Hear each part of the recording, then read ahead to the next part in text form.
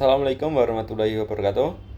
Perkenalkan, nama saya Dimas Lantifayando Basori dengan NPM 234070711114, kelas Rombel 3. Di sini saya akan memaparkan terkait tentang tugas PJBL, yaitu saya mendapatkan bagian yaitu asam fitat.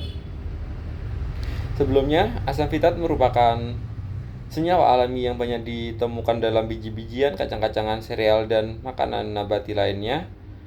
Asam fitat merupakan bentuk penyimpanan utama fosfor pada biji-bijian dan berperan sebagai komponen anti nutrisi pada ternak. Asam fitat memiliki kemampuan mengompres protein membentuk struktur binarai dan tenarai. Asam fitat juga memiliki fungsi, yaitu pertama sumber fosfor, kedua anti nutrisi, ketiga dampak lingkungan, keempat manfaat fitase, dan kelima manfaat tambahan. Pada sumber fosfor mengandung fosfor yang terkait kompleks sehingga sulit diserap oleh tubuh monogastrik tetapi dapat dimanfaatkan oleh ruminansia. Yang kedua, anti nutrisi menghambat penyerapan mineral seperti kalsium, magnesium, seng, dan protein karena sifat pengikatnya. Yang ketiga, dampak lingkungan. Fosfor yang tidak tercerna diekskresikan berpotensi mencemari lingkungan. Yang keempat, manfaatan fitase. Penambahan enzim fitase dalam pakan meningkatkan ketersediaan fosfor, mengurangi kebutuhan suplemen, dan menekankan pencernaan lingkungan. Yang kelima, manfaat tambahan. Potensial sebagai antioksidan meskipun belum banyak diterapkan dalam peternakan. Selanjutnya, kelebihan dan kekurangan asam fitat, yaitu pada kelebihan: 1. Sumber fosfor tersembunyi, 2. Potensi antioksidan, 3. Pemanfaatan oleh ruminansia. Yang pertama, sumber fosfor tersembunyi mengandung fosfor yang bermanfaat jika dipecah dengan bantuan enzim fitase atau mikrobarumen, dan dapat mengurangi kebutuhan suplementasi fosfor anorganik pada pakan.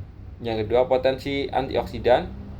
Asam fitat memiliki sifat antioksidan yang dapat membantu melindungi sel dari kerusakan akibat reaksi bebas, atau potensi ini lebih relevan dalam penelitian. Yang ketiga, pemanfaatan oleh ruminansia. Hewan ruminansia dapat memanfaatkan fosfor dari asam fitat lebih baik dibandingkan monogastrik karena mikrobarumen mampu memecah fitat. Selanjutnya, kekurangan. Kekurangan asam fitat sendiri ada: 1. Anti nutrisi, 2. Ketersediaan fosfor rendah dan monogastrik pada monogastrik, ketiga dampak lingkungan, keempat biaya tambahan. Yang pertama, anti nutrisi menghambat penyerapan mineral. Menghambat penyerapan mineral penting, kalsium atau kalsium, magnesium, zat besi, seng, dan protein dengan cara mengikatnya sehingga mengurangi efisiensi nutrisi pakan. Kedua, ketersediaan fosfor rendah pada monogastrik, yaitu fosfor dalam asam fitat tidak dapat dimanfaatkan oleh hewan monogastrik seperti unggas dan babi tanpa tambahan enzim fitase. Ketiga, dampak lingkungan. Fosfor yang tidak tercerna diekskresikan ke lingkungan berkontribusi pada polusi seperti autofasik dan di perairan. Yang keempat, biaya tambahan. Membutuhkan penambahan enzim fitase ke dalam pakan untuk mengatasi efek anti nutrisinya yang dapat meningkatkan biaya formulasi pakan. Selanjutnya, sumber-sumber asam fitat. Asam fitat ditemukan di berbagai makanan nabati, terutama pada biji-bijian, yaitu gandum, beras, jagung, dan oat. Selanjutnya, kacang-kacangan seperti kedelai, kacang tanah, almond, dan kacang mete. Dan ada biji-bijian lainnya seperti biji labu, biji bunga matahari, dan wijen. Selanjutnya, polong-polongan seperti lentil dan kacang polong. Cara mengatasi asam fitat dalam pakan yaitu dengan penambahan enzim fitase. Terus ada fermentasi dan penggunaan ransum campuran. Penambahan enzim fitase memecah asam fitat menjadi bentuk fosfor yang lebih mudah dicerna. Saja fermentasi. Fermentasi bahan pakan dapat mengurangi kandungan asam fitat. Dan yang terakhir, penggunaan ransum campuran. Mengkombinasikan bahan dengan kandungan mineral dan protein tinggi untuk menyeimbangkan efek asam fitat. Selanjutnya yaitu metabolisme dan pencernaan asam fitat.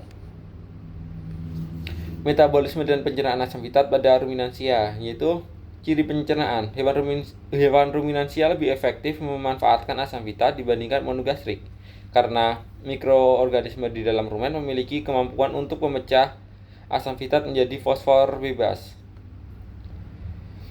Pertama yaitu proses pemecahan.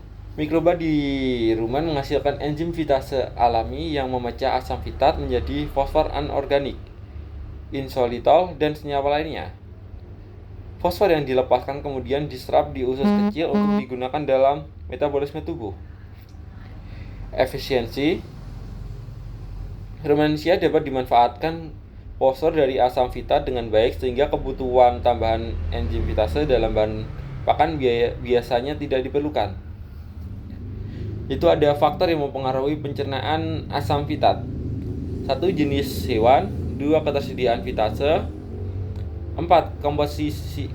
Komposisi pakan. 4. Metode pengolahan pakan. Pada jenis hewan, ruminansia lebih unggul dibandingkan monogastrik dalam memanfaatkan asam fitat. 2.